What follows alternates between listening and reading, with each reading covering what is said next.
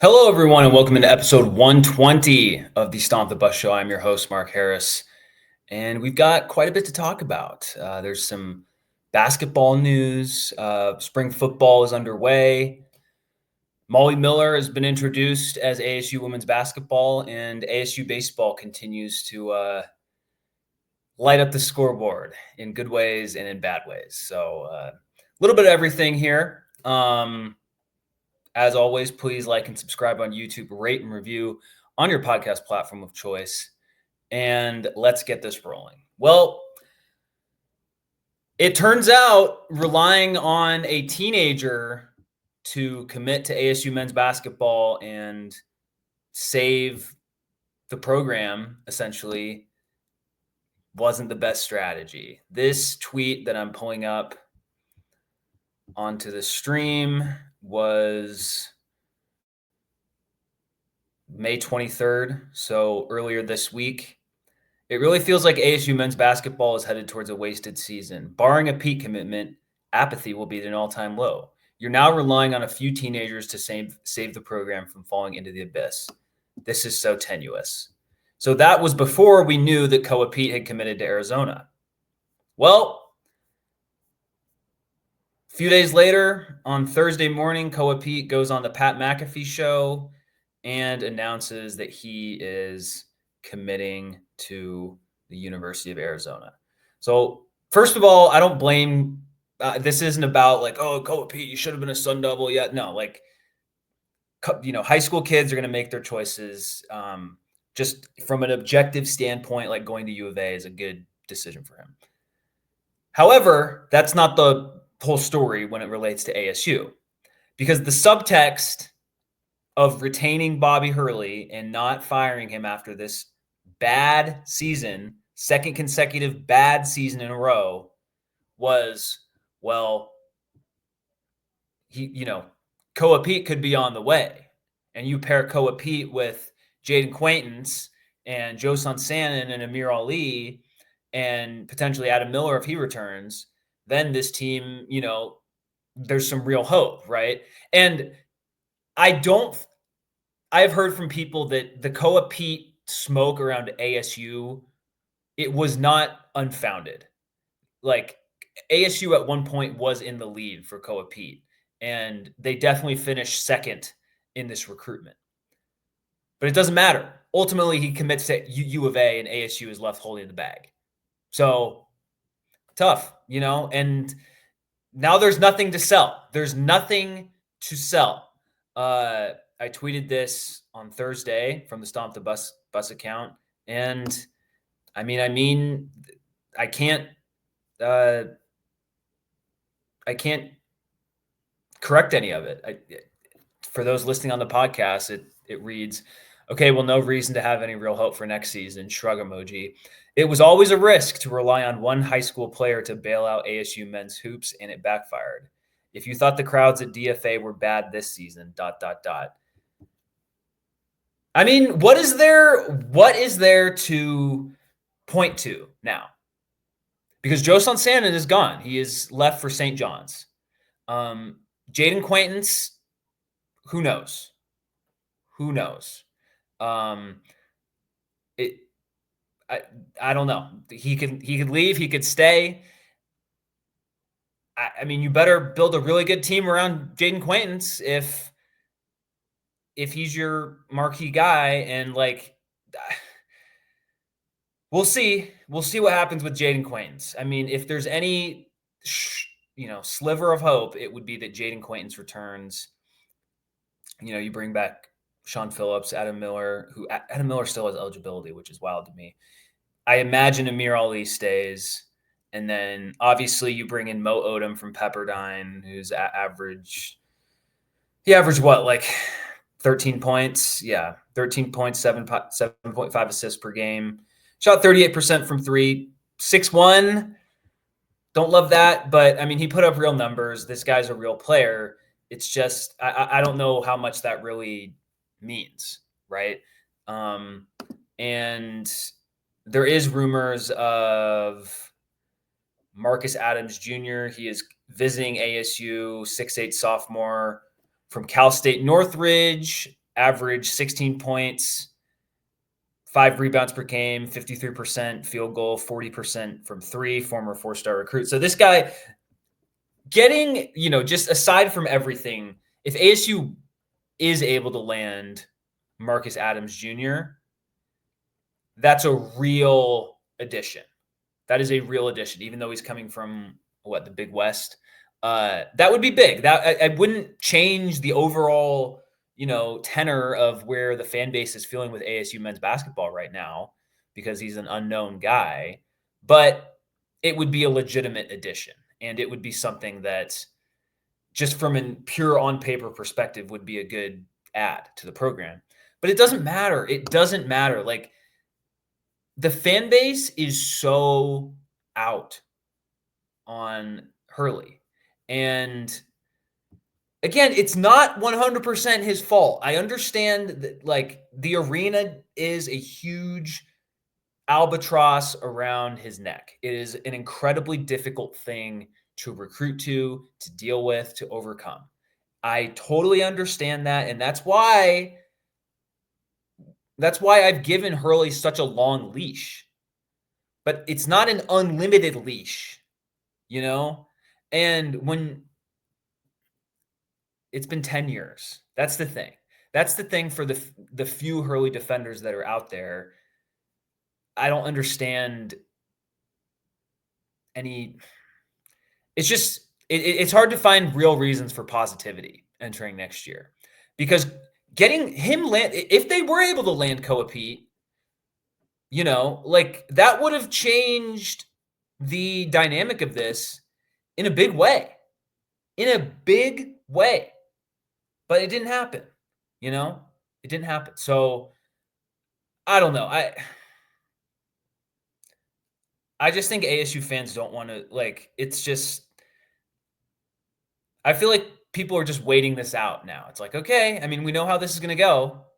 And if it does, like, if we have a season like 2023 where you actually make the tournament with guys, unknown guys, and you perform a little bit better than you think, then great. I mean, that would be great. I would welcome that. Like, ultimately, I want ASU to win. I want ASU to make the tournament.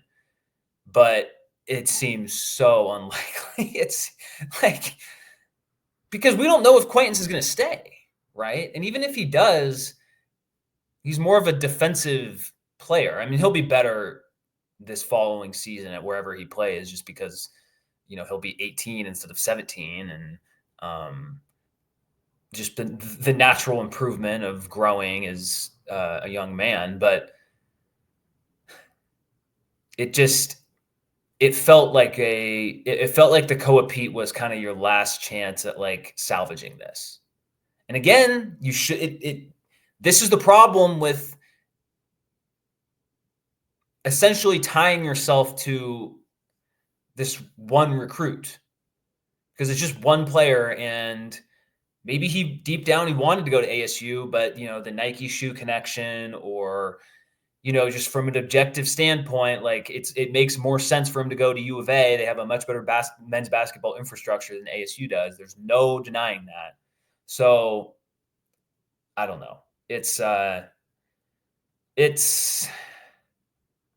good, So I don't know. Like, I just can't fathom what the attendance is going to be like next year. There's no momentum. It's not that there's no momentum. There is negative momentum, right? I feel like I will say this. Like, I feel like it's apathy. It's like the worst kind of apathy, because it's negative apathy, I guess, which kind of doesn't make sense. But it is either you don't care, or you're like, oh no, like, this isn't working at all, and that's why I don't care. So, I mean, and again, there's multiple people to blame for this. Like, Michael Crow deserves a lot of blame for kicking the can down the road on the renovation or rebuilding of a men's basketball arena. And, like, ultimately, like, a lot of this falls on Michael Crow. In fact, you could argue that most of it falls on Michael Crow, and I wouldn't disagree with you. But like we're stuck with Michael Crow for a bit as school president, you know, probably for not too much longer. I mean, he's in his 70s, right? But, um, until the arena gets fixed, this kind of stuff is just going to continue to happen. So that's why, like, I'm not going all in on Hurley because it's a huge thing that he has to overcome. But again, that doesn't mean he should just have an unlimited leash as men's bat. I mean, how many I keep wanting to call it Power 5 or Power 4. How many high major men's basketball programs would accept these last 2 seasons and not make a change, right? But let's ask that, okay? I don't think it's many. Like maybe Stanford or like schools that like maybe like a Boston College or something, schools that just don't really care. And I think ASU does care more than like those types of schools, but they're on the lower end of caring, and like it's rough. It's hard to find any sort of tangible positivity heading into next season. And I've been a season ticket holder for the past 3 seasons, and it's been this past season was a chore to go to games. In fact, I said on this, I said on the show, like I didn't go to the TCU game one weekend just because I literally had nothing going on. I just didn't want to go and see them lose a winnable game, and that's exactly what happened. Like I literally like predicted how that game would play out and them losing to a below average TCU team. So it's like the negativity, the pessimism, the eyes rolling back of the fan base, like unfortunately, it's kind of earned, and it sucks. It sucks that it's that way because, a few years ago, even, with the Cambridge brothers team, like there were some pretty well attended games, and uh, there were some fun atmospheres at DFA. And I think part of that is you're playing more recognizable teams to the average ASU fan, right? Like I mentioned this, I think maybe before or after the Iowa State game that had horrible attendance.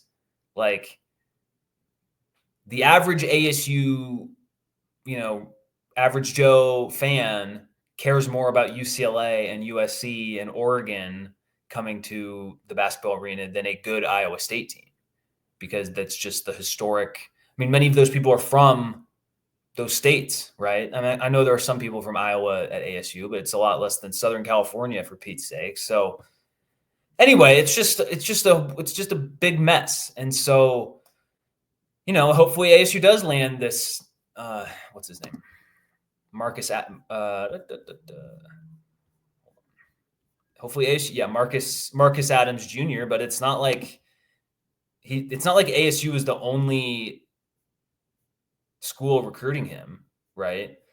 So we'll see how that goes, and look, you bring back Austin Nunez, and you bring you potentially bring back I mean, who even knows, right? Like it's so tenuous, and it just really felt like potentially getting Koa Peat was the life raft out of that situation, at least for a year.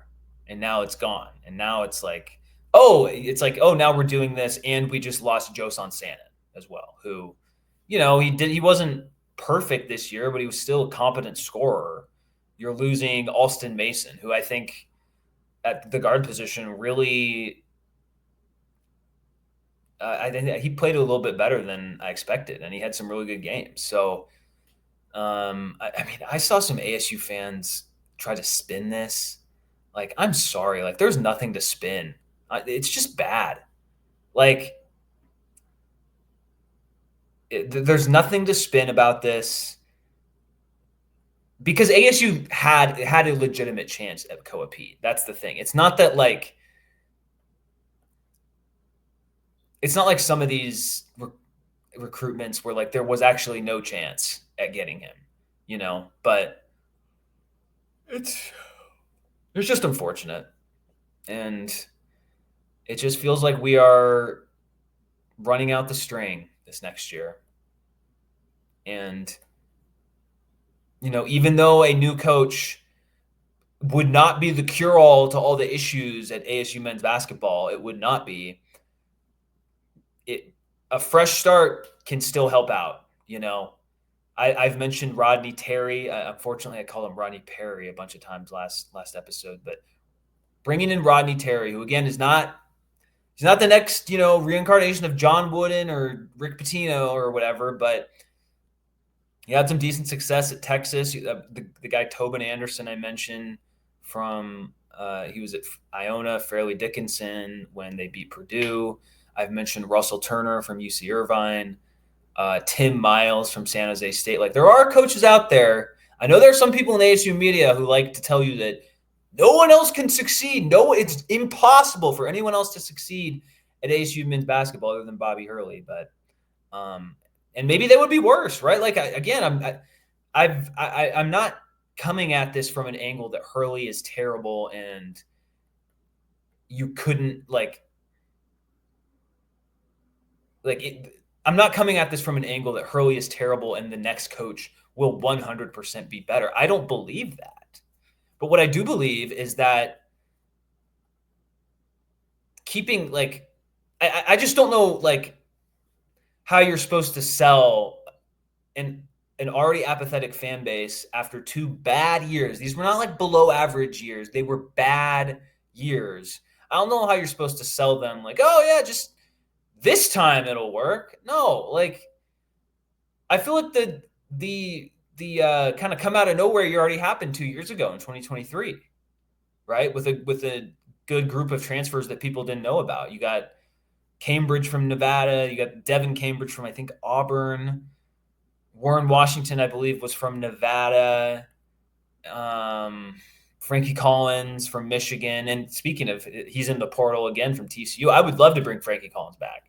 I think he would be a good addition to this team. He's not a perfect player, but I think that he seemed to like ASU. Fans liked him. I would welcome him back. And so I don't know. It's just, maybe Bobby pulls the rabbit out of the hat again. It's just we're always in this scenario where it's oh, we have to pull the rabbit out of the hat. We have to walk the tightrope and hopefully find some unheralded gems along the way. And it's just difficult.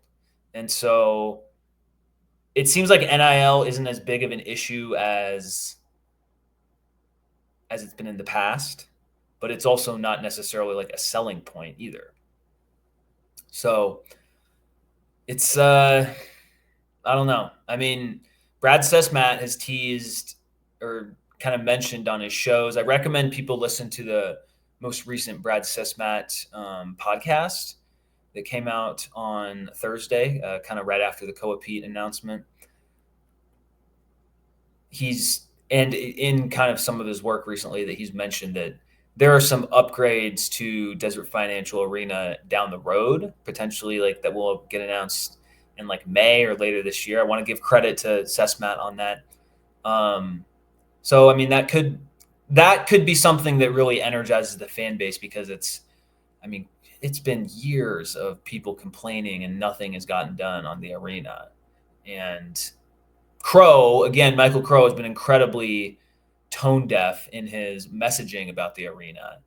And I mean, it's a dump. I'm sorry. The fact that no handrails doesn't bother me, but a lot of the people that go to these games are elderly and it's a huge issue for them. So not having handrails is a big deal. The locker rooms, it's like a 1980s locker room. It's a huge detraction for the program. And so somehow getting that fixed or at least altered, hopefully it happens, but we don't know if that's going to happen right now. So, it's just, again, you're just hoping for a repeat of the 2023 season where things come together and it's oh, this team's actually pretty good and they make the tournament. But I don't know. And the thing is, it's not like this was a season where ASU finished 17 and 14 and was a team that had some legitimate tournament discussions at one point in February. It's like, no, like once February came around, you knew that this wasn't happening. Like, so I don't know. And I just like, not all media that covers ASU or is around ASU, but some, I don't know. Like, I don't want to get too deep on that, I guess. But so, and again, like this wouldn't be as much of a big deal if Koa Peat was never connected to ASU, but he was. And the fact that you came in second almost makes this worse. Like there's a part of me that's just like, if ASU was never even mentioned, maybe it would have been easier to handle, but that's not how it went. So, and again, this isn't about like, I'm not blaming him at like, he's a high schooler. Like he's going to do what he's going to do.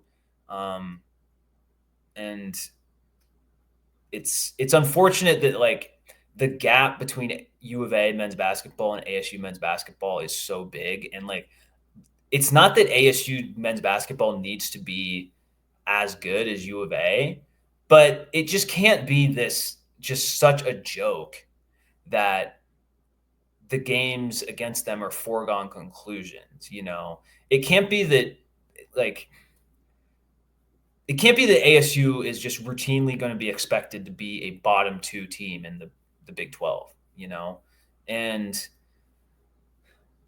I don't know. I know the fan base plays a role in that, but I think the biggest issue really is the arena. And when you pair the arena with currently an unpopular coach, right? Like there's just no way around it. Most fans who care at all about ASU men's basketball are indifferent about Hurley or they want him gone, and that's a huge issue. So, he has to be connected with some money people fairly well, just because of how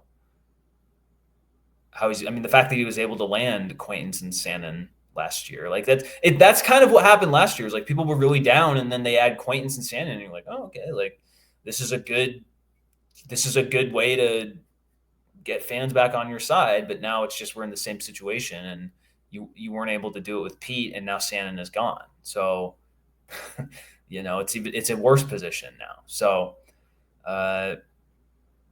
yeah, I guess we'll see how the transfer portal goes, because you do want to totally withhold judgment until you kind of know what the roster is going to look like. But it's hard to imagine a better on paper roster this upcoming season than you had in 24-25. So not looking good. Not looking good. All right. Going to touch on some ASU football stuff. Men's basketball, or not men's basketball. ASU football has been on the practice field. There's some buzz. I really liked the clips I've seen of incoming tight end. I'm going to pronounce his last name AJ Aya, 4-star recruit out of Southern California. He's big. He's a big person, and moves fluidly just from the clips I've seen. I want to shout out Rodney Bimage at corner. He has played very well in practice and made some plays. So Jaron Hamilton as well at wide receiver has some juice. So good for those guys. I don't have any major thoughts on the linemen. Quarterbacks is what you expect. So again, it's kind of good that we're entering spring practice with some question marks, obviously, like any team, but not a ton. And so just good for these guys, the offensive guys, to be in the second year of the system with Marcus Arroyo, defensive guys, third year in the system with Brian Ward. And those are good to see. I do want to talk about Scadaboo. He had his pro day at ASU yesterday, and I guess that would include the other guys like Leif Fautanu and Shamari Simmons, although maybe they did more of their stuff at the Big 12 pro day. But It was first reported when he ran his 40. It was like around 4.35, 4.37. Now it's come out that it's more 4.65, which not a great 40 time, right? But the thing is, no one went into this. We've all seen Scadaboo play, and he doesn't have breakaway speed. Like, that's not news. Uh, it's more that just like running a 4.65 is kind of what people expected, right? And that's what Dane Brugler, NFL draft analyst, tweets out, and I quote tweet that with not the best 40 time for Scat, but 4.65 is what Kyron Williams and Josh Jacobs basically ran. So I guess it's all that to say is Scadaboo kind of just held serve on his 40 time. So he's pretty much done what he can do to entrench his name in draft stock. And, you've seen some top fives come out. I saw that Maurice Jones, I think I mentioned this on the last show, but Maurice Jones-Drew had him at number 3 overall. He will not be the third running back taken in this draft. I would imagine he'll be a third-round pick, and I imagine that will lead to him probably being the 5th or 6th running back off the board. You see Gene T. Omarion Hampton from North Carolina, the 2 Ohio State running backs. And then that's kind of where Scadaboo comes in. Kind of Caleb Johnson from Iowa, kind of in the mix there with like RJ Harvey. The guy, I think he'll go ahead of the guy from Virginia Tech. I believe it's Bashal Tutin, who had the fastest 40-yard time, but he's a much smaller guy. And just personally, I'd rather have the bruiser like Scadaboo, who can pick up the tough yards rather than the home run threat in Tutin. But whoever, beauty is in the eye of the beholder on that. So all of that's to say, I think he's kind of locked in as like the 5th or 6th running back off the board. That doesn't sound great, but in this draft, that could very well be a high-end third-round pick. I saw him mocked at 123rd overall, and I don't know exactly what that would mean in terms of the draft because that would probably have him as a 4th rounder. I would say this, like, it's a win for Scadaboo if he can go on day 2 of the draft, and I think that's possible when you factor in his receiving ability, So,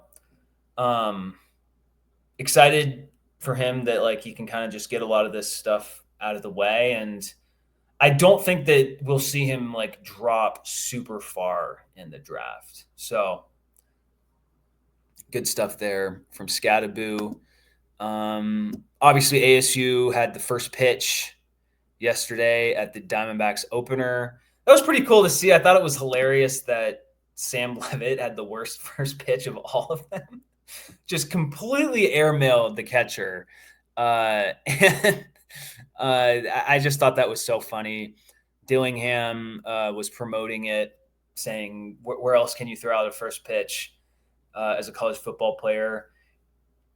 I love the spirit of that as the kind of fact checker guy in my head. I'm like, oh, well, you could do it at UW. You could do it at, University of Pittsburgh. You could do it at University of Minnesota. You could do it at University of Houston. You could do it at potentially at both of the LA schools, right? Like, so, I mean, BC is in Boston, but I think not all of those schools have the in-market cachet as ASU does in Phoenix. So it's still a good thing for him to say, and you love Dillingham promoting the program. So that was cool to see, and it was just kind of cool it was cool to see CJ Fight and Xavier Alford get some kind of a little bit more buzz because those are some really good players as well, and they're going to be incredibly important next year, particularly Fight as he continues to improve as an interior defensive lineman. So there's that. And then one more thing with football. Oh, yeah. So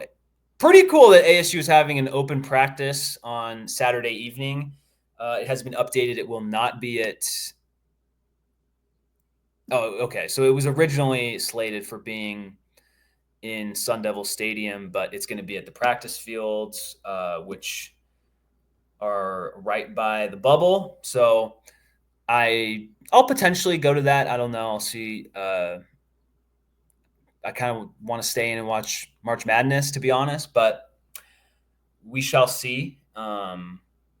Maybe if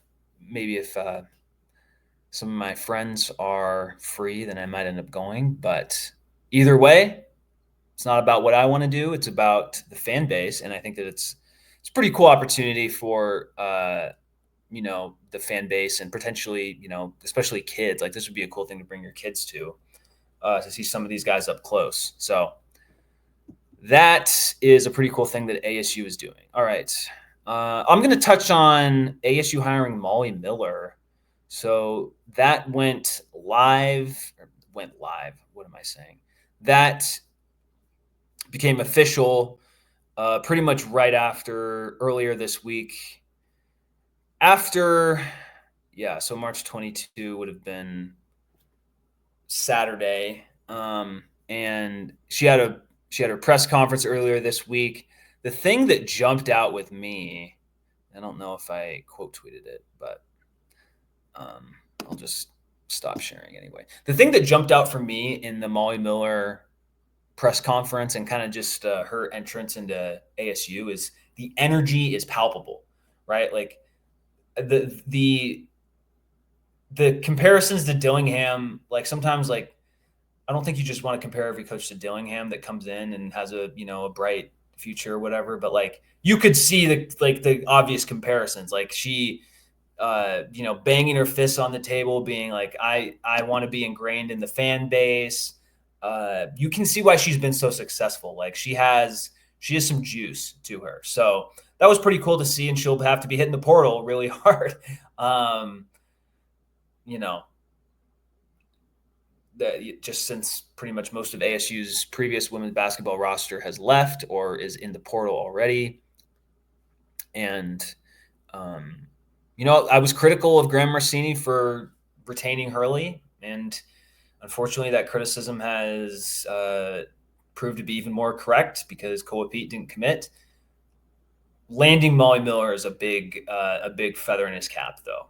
It really is, because she was wanted by some SEC schools. She was wanted by Arkansas. She was wanted by Missouri. And not that like those are like,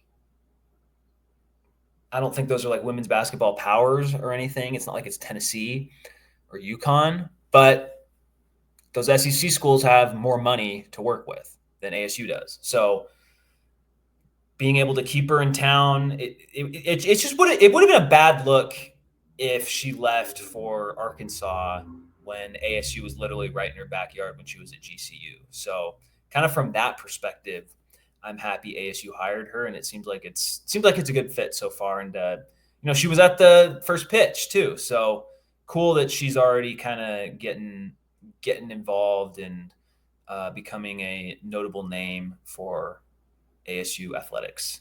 Before I touch on baseball, want to shout out the ASU men's hockey team. Obviously, they lose to Denver in one game, which I didn't know heading into last show, in the NCHC tournament.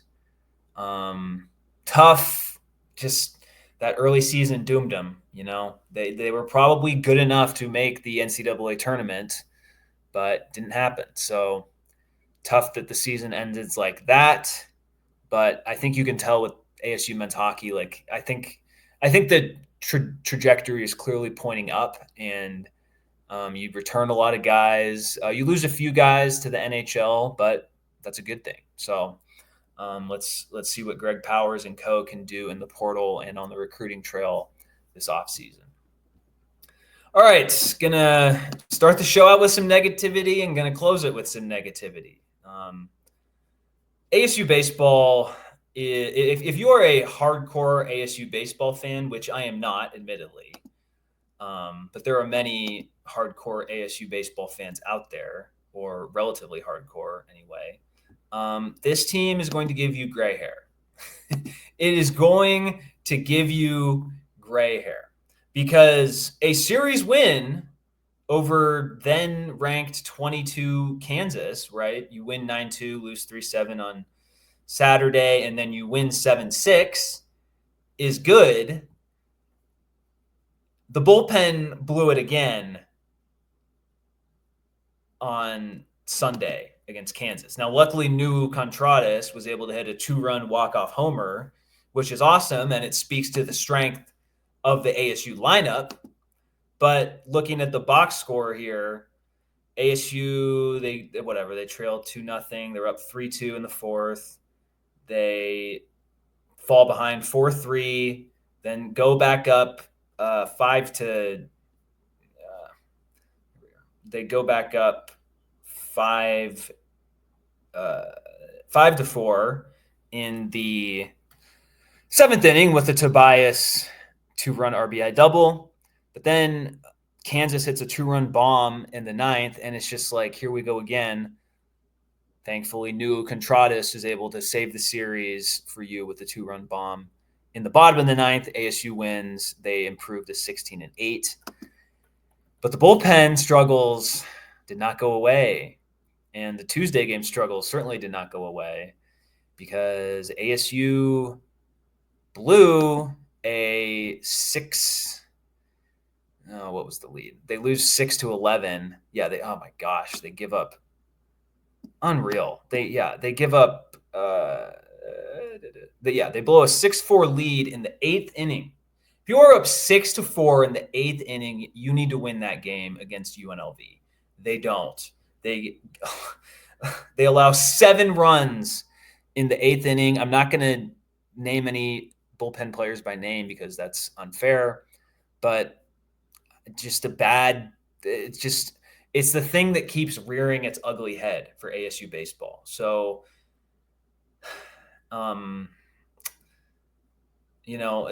unfortunately, my analysis of this team as just being kind of a better version of the previous Willie teams, just with kind of a bit better offense, has continued to be reinforced, sadly. So the trip to Utah should help in terms of the win and loss column. Utah enters this series. Okay. I don't think Utah's a very good team. So ASU should be able to make some hay on that.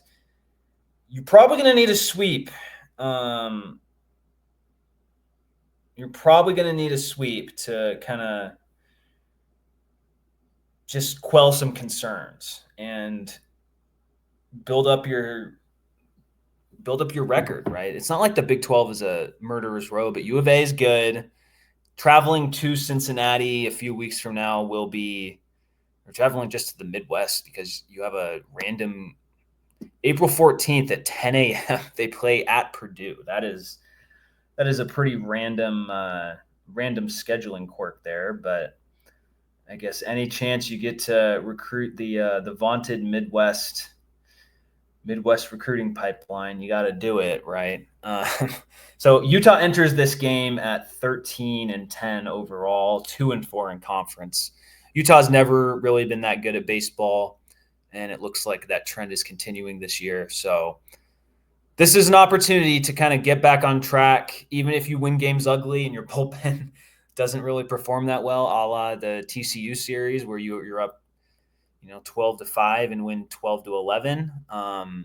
Just get these wins any way you can. You come back to Tempe at 19-9 or 18-10, worst case scenario. That's a good place to be when who do they play? You host a Cal State Fullerton team on Tuesday, April 1st. I just think this is a big opportunity to get 3 wins here. And they haven't swept a team since earlier this month when they swept Gonzaga. So just can't. I mean, if you lose this series to Utah, then I hate to say it, but that's kind of a sky is falling down moment, because this Utah team isn't very good, and you need to take advantage of the bad teams that you play. You kind of blew that opportunity when you lost a series to Minnesota earlier this year. So just go take care of business in Salt Lake City. All right. Thank you for watching and listening. Please like and subscribe on YouTube, rate and review on your podcast platform of choice. And as always, go Sun Devils.